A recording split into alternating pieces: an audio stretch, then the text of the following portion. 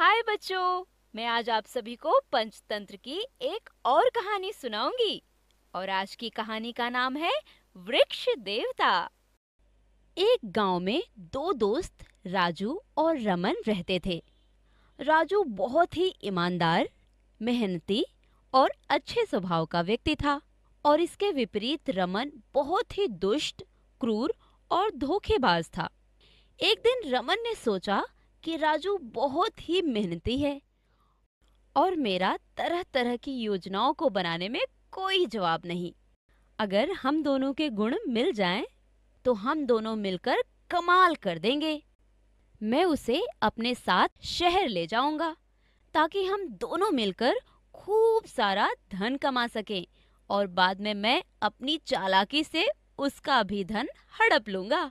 यह सोचकर रमन राजू के पास जाता है और बोलता है, मेरे प्यारे दोस्त, मेरे दिमाग में एक योजना आई है जिससे हम दोनों को फायदा होगा और हम दोनों ही भविष्य में सुखी जीवन जी सकेंगे। कौन सी बात मित्र, मुझे जल्दी बताओ। मैंने सोचा है कि क्यों ना शहर जाकर धन कमाया जाए। जी कोई भरोसा नहीं है, पता नहीं हमें कब और किस वक्त धन की आवश्यकता हो जाए और घर की जिम्मेदारियां भी आ जाएं। बात तो तुम सही कह रहे हो मित्र, बिना धन के तो कोई भी काम संभव नहीं है। मैं तुम्हारे साथ चलने को तैयार हूँ। अगले ही दिन दोनों मित्र शहर की ओर चल देते हैं। दोनों को ही शहर में एक सेठ के पास नौकरी मिल जाती है। काफी समय तक वह उसी सेठ के पास नौकरी करते हैं। एक दिन दोनों मित्र बैठकर बातें कर रहे होते हैं। दोस्त, 1 साल हो गया है हमें इस शहर में रहकर धन कमाते हुए। हमने पैसा भी बहुत कमा लिया है। मेरा तो अब यह मानना है कि अब हमें अपने गांव लौट जाना चाहिए। हाँ, बात तो तुम सही कह रहे हो मित्र। हम कल ही अपने गांव वापस चलते हैं। मुझे भी गांव की बहुत याद आ रही है। अगले दिन सुबह दोनों मित्र अपना अपना धन लेकर गांव की ओर चलने लगते हैं। उनके गांव की तरफ का रास्ता एक जंगल से होकर जाता था। अभी दोनों दोस्त आधे रास्ते तक ही पहुंचते हैं कि रमन राजू से कहता है, मित्र, मेरा ख्याल है कि हमें अभी सिर्फ अपने जरूरत के हिसाब से ही धन लेकर गांव जाना चाहिए और बाकी बचा धन हमें यहीं जंगल में गाड़ देना चाहिए। क्यों मित्र, क्या बात है? दोनों मित्र बरगद के पेड़ के नीचे बाकी बचे हुए धन को दबाकर गांव चले जाते हैं। रमन की नीयत तो पहले से ही राजू के धन पर थी। रमन उसी रात को जंगल में वापस आता है और अपना और राजू का धन निकालकर घर ले जाता है। कुछ दिनों के बाद रमन राजू के पास जाता है और बोलता है, राजू मेरे मित्र, जरा तुम मेरे साथ जंगल चलो। मुझे थोड़े से धन की आवश्यकता है। क्या बात है मित्र, तुम्हें इतनी जल्दी धन की आवश्यकता क्यों पड़ गई? बस कोई जरूरी काम आ पड़ा है, तुम बस मेरे साथ चलो। ठीक है, चलो। दोनों मित्र जंगल में जाकर बरगद के पेड़ के नीचे खोदते हैं। पर जैसे ही रमन गड्ढा खोदता है, वहाँ पर कुछ भी नहीं होता। रमन आश्चर्य से उछल पड़ता है और चिल्लाता है, अरे, हमारा धन कहाँ चला गया? किसी ने पहले ही खोदकर हमारा धन निकाल लिया। राजू, तुम ही चोर हो। तुमने ही मेरी सारी मेहनत की कमाई हड़प ली है। इस जगह के बारे में सिर्फ तुम्हें ही पता था। ये तुम क्या बोल रहे हो मित्र? मैंने पैसे नहीं लिए हैं, मेरा विश्वास करो। झूठ क्यों बोल रहे हो? तुमने ही सारा धन निकाला है। मुझे मेरे पैसे वापस करो, नहीं तो मैं इस मामले को पंचायत तक लेकर जाऊंगा। राजू ने अपने आप को सही साबित करने की बहुत कोशिश की, पर रमन अपनी बात पर अड़ा रहा और इस मामले को गांव की पंचायत तक लेकर चला गया। गांव की पंचायत का दृश्य। मुखिया जी, राजू ने मेरे पैसे चुराए हैं और अब यह मुकर रहा है। अब आप ही न्याय करें।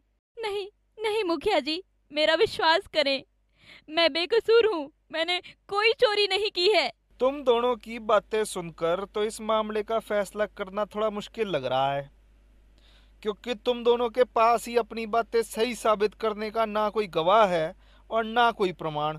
नहीं नहीं मुखिया जी, मेरे पास राजू की चोरी का गवाह भी है। मैं यूं ही नहीं चिल्ला रहा हूँ। पंचायत के सभी लोग हैरानी से एक दूसरे की तरफ देखने लगते हैं। ऐसा कौन सा गवाह है तुम्हारे पास? मुखिया जी, जिस बरगद के पेड़ के नीचे हम दोनों ने धन दबाया था, उस बरगद के पेड़ में सदियों से वृक्ष देवता रहते हैं। उन्होंने जरूर इसको चोरी करते हुए देखा होगा। मेरा पूरा विश्वास है उन पर। यदि उनसे चोरी के बारे में पूछा जाए तो वो जरूर बताएंगे। रमन की बात सुनकर मुखिया समझ जाते हैं कि यह कोई न कोई रमन की चाल है। वह सारे गांव के लोगों को लेकर उस जगह जाते हैं जहां पर रमन और राजू ने धन को गाड़ा था। वहां पर पहुंचकर मुखिया उस वृक्ष देवता से बोलते हैं। वृक्ष देवता जी, आप कृपा करके ये बताएं कि इन दोनों में से धन किसने चुराया है। अब सारा फैसला आपके ही हाथ में है। मुखिया के यह बोलते ही तुरंत ही पेड़ से आवाज आती है। यह सारी करतूत राजू की है, उसने ही धन चुराया है। पेड़ से आवाज सुनकर सभी गांव वाले हैरान हो जाते हैं। वह सब हैरानी से एक दूसरे की तरफ देखने लगते हैं। तभी मुखिया राजू को कुछ सूखी लकड़ियां इकट्ठी करने के लिए बोलता है और लकड़ियों को पेड़ के चारों तरफ इकट्ठा करने के लिए कहता है और फिर राजू को बोलता है। राजू, तुम अब ऐसा करो कि इन लकड़ियों में आग लगा दो। यह सब नजारा रमन खड़े खड़े देख रहा था।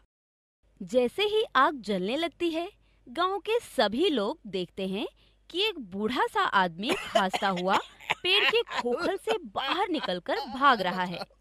वह बूढ़ा व्यक्ति कोई और नहीं, रमन का पिता होता है, जिसे रमन ने पेड़ की छाल में छिपा दिया था। तभी मुखिया हंसते हुए रमन को बोलता है। मैं तो तुम्हारी चालाकी पहले ही समझ गया था। मैंने ये सब नाटक इसलिए किया ताकि गांव वालों को तुम्हारी असलियत पता चल सके। रमन शर्मिंदा हो जाता है। मुझे माफ कर दो, मैं लालच में आ गया था। मेरी राजू के धन पर खराब नीयत थी। मैंने उस पर गलत और झूठा इल्जाम लगाया। मुझे माफ कर दो।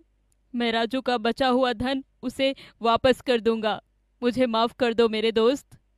और रमन सारे गांव वालों से माफी मांगता है।